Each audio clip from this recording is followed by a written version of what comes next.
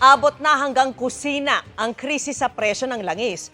Inaasahan kasing magmamahal ng mahigit 100 piso ang kada 11 kilong tangke ng LPG simula sa Miyerkules. Para makatipid, may mga gumagamit muna ng uling sa pagluluto pero pati yan, tumaas na rin ang presyo. Nakatutok si Mav Gonzalez. Ngayong pataas pa ang presyo ng LPG, gumagawa na ng paraan ng ilang tindero para makatipid. Si Mario, sumasideline sa pagbebenta ng sabaw at kape sa Kamaning Market sa Quezon City. Gumagamit na siya ng kalang de uling. Malaking tulong din yan kasi bili mo yung gasol 3 weeks lang ang gamit. Dati uling bili 1.1, ganun. Ngayon 1.5 na. 3 weeks lang yung laki. Yung uling 70 sa lutuan, tsaka malaking minus yun pag gumamit tayo ng uling. Gumagawa rin ng kala na gawa sa bakal at semento si Mario sa halagang 700 pesos. Yung mga kapitbahay ko dito, nagluluto din. Sa akin nagpapagawa. Lalo yung mga nagluluto ng sago, namamahalan sa gas, saka matibay. Inaabot na ng 5 taon. Kahit gamitin araw-araw. Pero pati uling nagmahal na. Kung tingi ang bibilihin, nagmahal ng nasa 5 piso kada plastic ang uling. Presyo po namin ngayon na isang sako dati, 450. Ngayon tinaasan na po kami ng 20, nagiging 470 na po. Dahil sa mahal ng gasolina at saka sa mahal din ng gas ngayon, nagiging mabili po ang uling namin ngayon. Ang ilang may tindahan gaya ni Melissa na problema na sa mahal ng LPG. Sa gas namin almost 1.3 na po. Dati nasa 900 plus lang. Ang laki po ng tinaas, sobra. So paano pa tayo tutubo ng maayos niyan? Pero mas pipiliin pa rin niyang gumamit ng LPG imbes na ibang pangluto gaya ng uling o electric stove. Mapapadoble pa tayo doon. At the same time, mas mahirapan pa tayo. Imbis na mapadali din yung pagluto, matatagalan pa. Mahirap po magkahoy dito. Mas mahirap pa pag nasunugan tayo. Tsaka mahirap sa tayo kukuha ng kahoy. Sa electric stove naman, medyo tataas naman ang kuryente natin doon. Kawawa din naman tayo sa kuryente. So walang option. Ang ginagawa na lang daw niya ngayon, patayin agad ang tangke pagkaluto ng pagkain. Sinisiguro rin niyang nakasara ang tangke at walang singaw. Ayon sa LPG Marketers Association, sa April 1, Miyerkules, inaasahang tataas ang presyo ng LPG. Sa ngayon, nasa 50 pesos ang taya nila na nagagastos ng household consumers kada araw kung 3 beses sila magluto.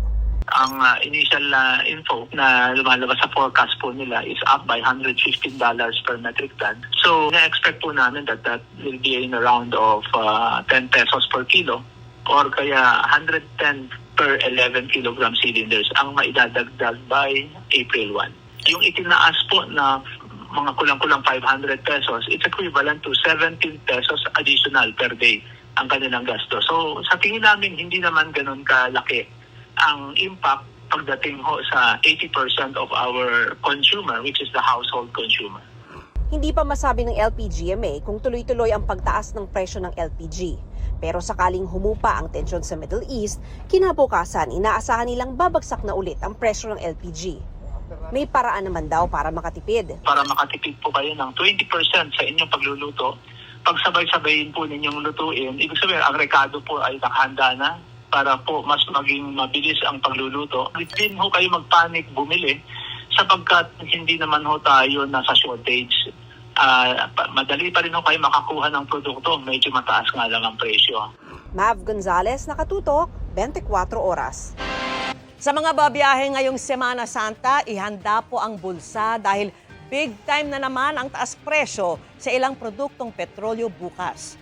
Sa diesel, kapit hanggang mahigit 12 pesos per liter ang dagdag presyo ng ilang kumpanya. Sa gasolina naman, hanggang 2 pesos and 50 centavos per liter ang taas presyo ng ilan.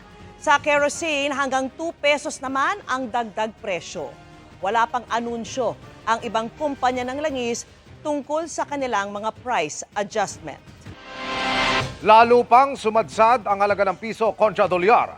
Ngayong araw, bumulusok sa panibagong all-time low ang peso-dollar exchange rate. 60 pesos at 69 centavos yan kada US dollar. Mas mababa sa naitalang exchange rate noong Biyernes na 60 pesos and 55 centavos. May mga hindi umano'y sinumiting pangalan ng mga tsuper ang ilang transport network company, kaya libo-libo ang hindi na isama sa listahan na bibigyan ng ayuda ayon sa DSWD. Mabibisto raw kasing sobra-sobra sa pinapayagan ang bilang ng kanilang mga partner drivers. May paliwanag naman ang DSWD kung bakit hindi online ang pamimigay ng ayuda. Nakatutok si Joseph Morong. Naghahagilap ng pera ang jeepney driver na si George dahil hindi siya nakakuha ng 5,000 pisong assistance to individuals in crisis o AYICS. Ito yung ayudang ipinamamahagi ng isang linggo ng Department of Social Welfare and Development o DSWD. Nag-submit po, sir. Ay, hindi po namin alam, sir. Sa kita kasi, malaki na bawas doon sa kita namin. So, yung 5K po, pang tulong din po sa dagdag kita. Isa si George sa mga libo-libo mga jeepney driver na wala sa listahan at hindi nakatanggap ng 5,000 galing sa DSWD. Marami ring motorcycle taxi at transport network services o TNVS riders ang hindi nakakatanggap ng ayuda sa DSWD. Sabi ni DSWD Secretary Rex Gatchalian, may mga pangalang hindi isinumite ang mga transport network companies dahil mabubuko daw silang lampas sa pinapayagang bilang ang mga driver nila. Dalawa lang yan, to be fair about it. Grab and InDrive. Mas malaki pa yung itinago nilang bilang, and I'll use the word itinago, kasi this was talagang sadyang itinago.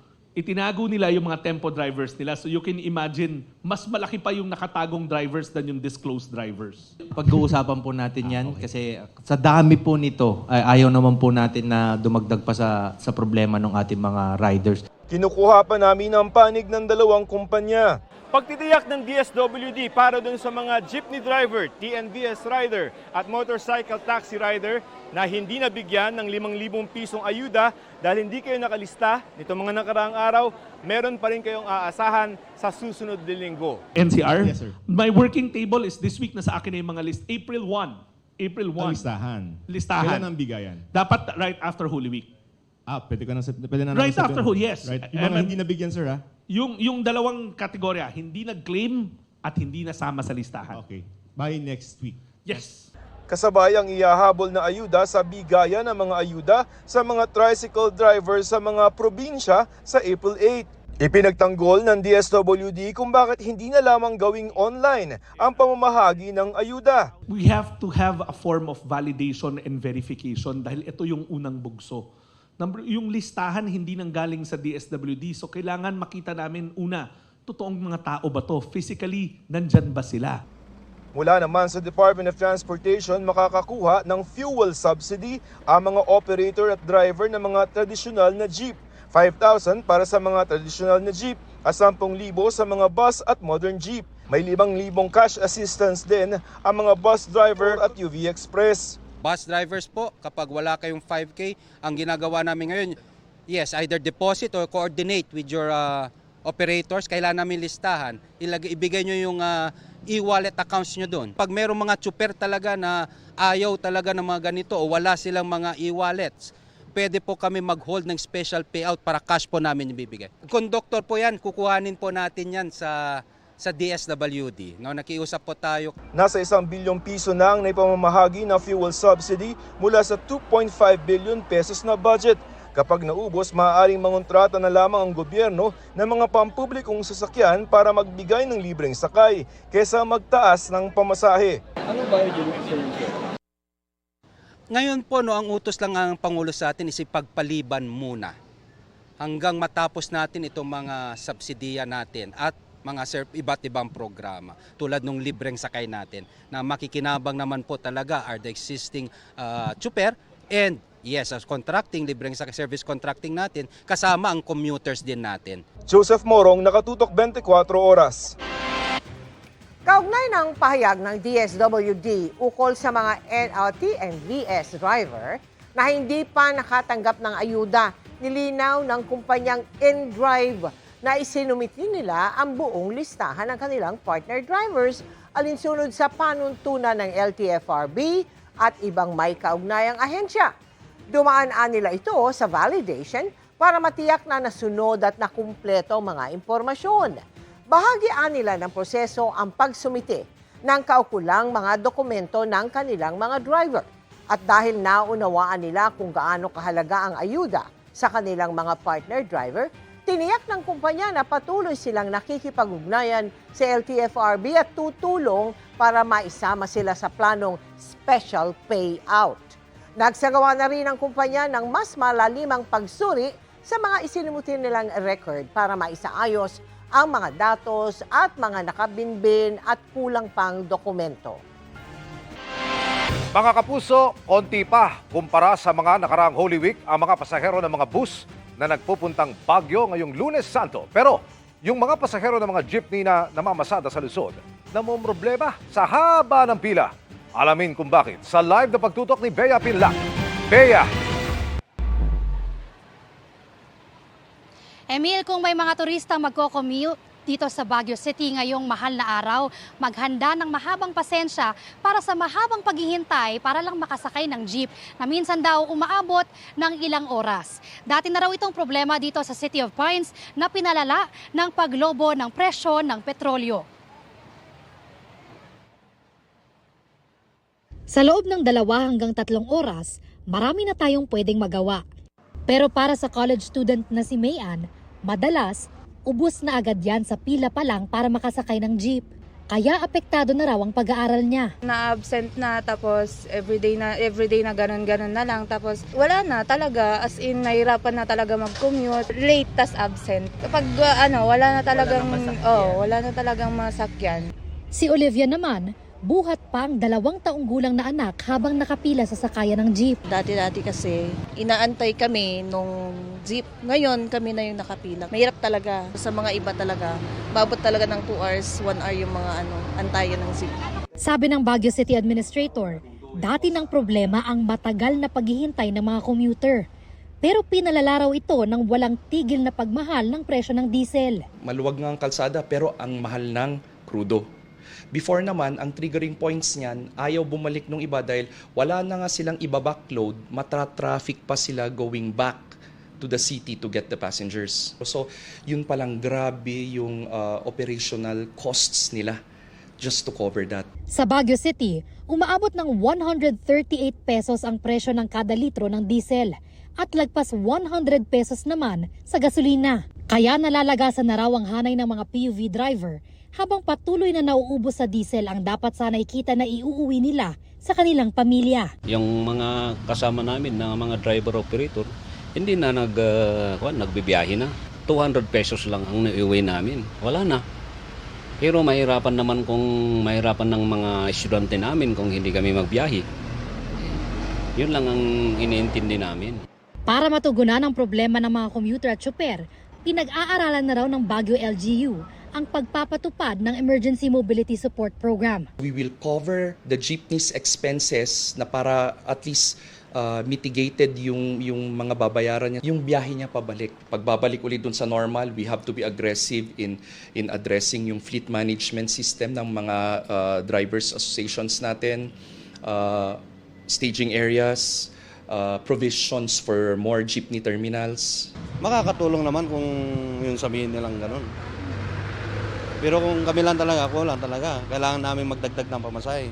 Kung mahaba ang pila para makasakay ng jeep sa Baguio, ang mga bus naman, swerte na kung mapuno ng mga biyahero. Hindi pa kami puno, pag-just ng oras hanggang mapuno. Nung nakaraan, dagsahan ng pasahero pero ngayon wala. Kung walang 20 na pasahero, hindi kami makakabiyahe niyan siya. Kung 10 lang.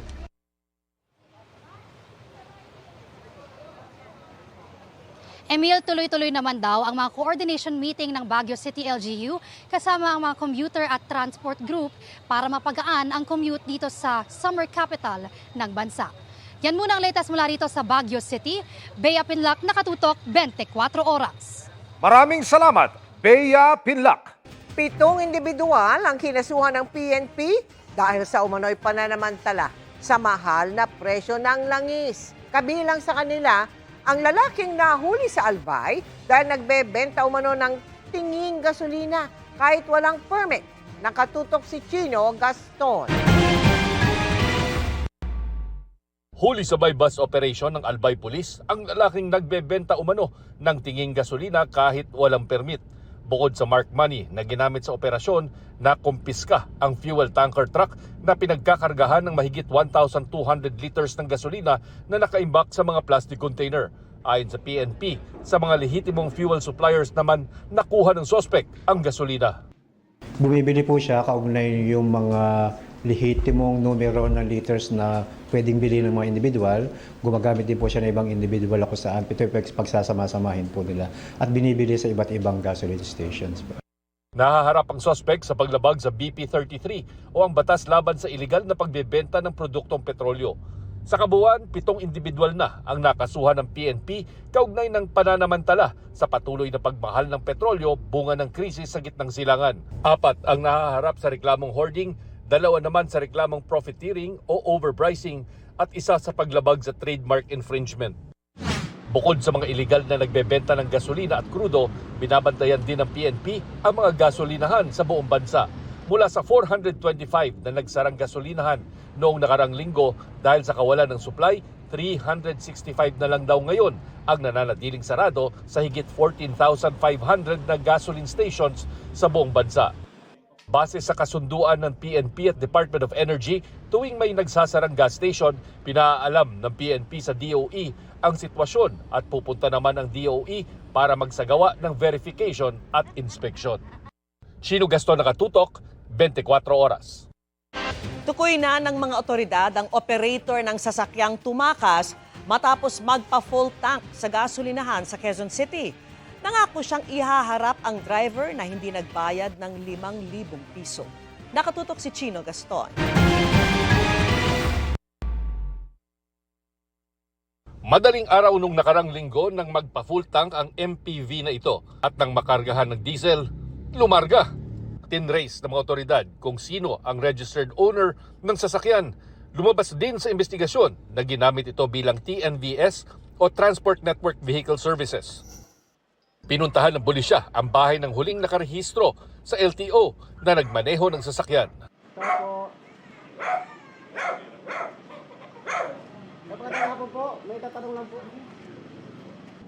Pero sabi ng lalaki, 2 taon na mula nang siya'y tumigil na maging driver ng naturang sasakyan.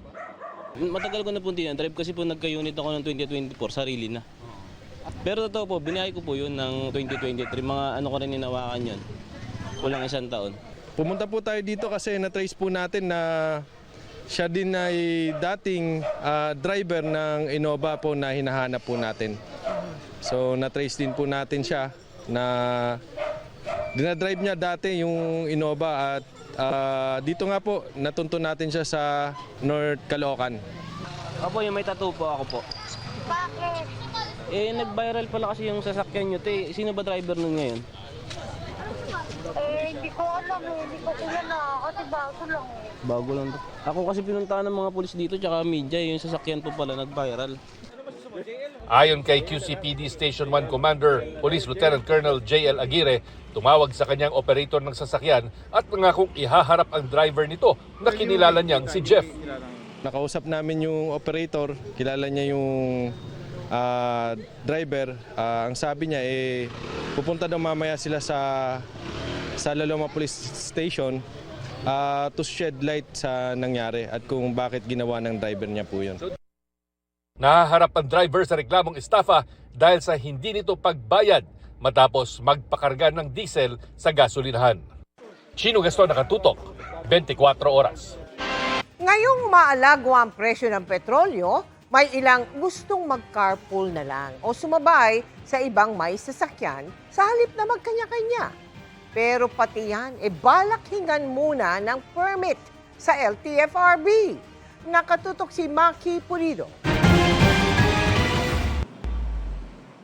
Carpool ang isa sa pakiusap ng gobyerno ngayong problema, ang presyo at supply ng petrolyo. Pero paano ka makakahanap ng isasabay o masasabay ang pribadong sasakyan? Pwede maghanap niyan sa libreng website na nilaunch ni John Mauricio, ang kasamatch.com, na isang hobby project. Nung nag-start tumaas yung presyo ng gas, naisip ko for our subdivision exclusively, gagawa ako ng platform na instead na sa group chat kami mag-usap, which is parang ang hirap kung magse-set up ng carpool, gagawa na lang ako ng system. Para safe, ang mga naghahanap ng mga ka-carpool ang magbubuo ng kanilang group sa website. Hindi pwedeng basta-bastang mag-add ng miyembro. Kailangang aprubahan ng admin ng binuong community. Ang magkaka-carpool na ang mag-uusap kung paano ang hatian para sa isang biyahe. Pwede silang gumawa ng groups, exclusively sa kanila lang. Kayo-kayo lang yung makakakita ng mga carpools na ipopost doon. So mag-post ka doon ng I'm looking for a carpool papunta dito. Yung mga kilala mo lang yung makakita nun, walang iba. So, ganun yung idea. Tapos, wala siyang invite. Kailangan ibigay mo yung username mo dun sa gumawa ng group. Hindi na bago ang konsepto ng carpool, kung saan maaaring magsabay-sabay sa isang sasakyan ng mga pasahero imbes na kanya-kanyang sasakyan at maaaring mag-ambag ng konti sa may dala ng sasakyan. Pero sabi ng MMDA, kailangang mag-apply online ng special permit mula sa LTFRB ang mga magka-carpool para hindi mahuli. Isusulat sa application ang rutang gagamitin. Bukas ang carpool scheme ng MMDA sa lahat ng may-ari ng pribadong sasakyan pati sa mga pribadong kumpanya. Wala pang final guideline, pero maaaring magtakda ng fare structure. Yung fare structure, more on dapat hindi siya tataas ng sobra doon sa regular na binabayaran. Mag-set ng parameters ang DOTR at LTFRB dito para rin po hindi maabuso. Para hindi kumpetensyahin ang pampublikong sasakyan, partikular ang UV Express, 2 biyahe lang ang papayagan, isa sa umaga, isa sa hapon. Point to point dapat ang biyahe, bawal magsakay ng pasahero sa kalsada. Hindi po pwede yung parang namamasada na pick up along the way. Kumbaga may isang pick-up point, may isang drop-off point lang po. Nangangamba ang National Federation of UV Express sa carpool scheme na ito. Halos wala na nga raw kinikita ang mga UV Express driver at operator. Baka maagawan pa sila ng pasahero. Kung ito po ay ipapatupad at hindi po strictly mamomonitor in so far as their regulation ng P2P or point-to-point, doon na po pwedeng makikipag-agawan na sila ng mga pasahero. Tinitiyak ng MMDA na magbabantay sila para matiyak na point-to-point talaga ang biyahe ng mga may carpool special permit. Pero hindi bilib dito ang ilang nakausap naming UV Express driver. Bakit nga hindi nawawala yung kolorum kung binabantayan nila, di ba? Sa mga terminal pa po pumipikap. Kung kaya nilang bantayan, yun lang tanong doon. Sana kaya nilang bantayan. Pero sa sobrang dami rin, ma'am, baka hindi nila kaya mabantayan din yun. Maki Pulido, Nakatutok, 24 Oras. Kabilang ang paglalakad sa mga diskartipid ng ilan ngayong mahal ang langis. Pero ayon po sa ilang vlogger na matagal nang naglalakad ng malayuan sa Metro Manila, hindi walkable ang maraming kalsada. Sumama sa Chinito Walkers si Mark Salazar at narito po ang kanyang pagtutok. Maraming dahilan kung bakit unwalkable ang sidewalks ng Metro Manila. Iisa-isahin ko ang ilan kong nakita. Halimbawa, itong sidewalk na to, alanganin naman to sa dalawahan. Mananagiliran ng mga pedestrian, yung mga maglalakad dahil alanganin sa dalawahan tong sidewalk Tara naman sa EDSA Ortigas Flyover kung saan susubukin ng overpass ang BP mo. Kagaya niyan, anong oras to ngayon? Alas 12. May heat index ka pag ganitong tag-init. Lalakarin mo, wala namang bubong, hindi ba? Kung matangkad-tangkad ka pa, tumbo ka dito kung hindi mo kabisado itong dinadaanan mo. Kasi talagang yuyuko ka. Okay na raw ito kaysa pedestrian lane sa baba. Hindi senior friendly. At saka dapat, pedes muna bago yung masasakyan. Wala, hininto ka. Sila lahat, ganun. Totoo. Kaya nga naglalagay ng pedestrian, di ba? Oo, pedestrian. Basta sige. Hindi wala namang mga stoplight. Hindi tayo pedestrian. Kumakbo ka na lang, di ba? Kaya nga. So, lagi kang may risk. Ay, kahit saan. Dito naman sa EDSA Balintawak, okay na sana at may pa-elevator sa mga tatawid. Ang problema rito, kung halimbawa meron akong PWD na sakay ko sa wheelchair, eto rampa niyan. Diretso na kami sa EDSA ng aking PWD. Mali.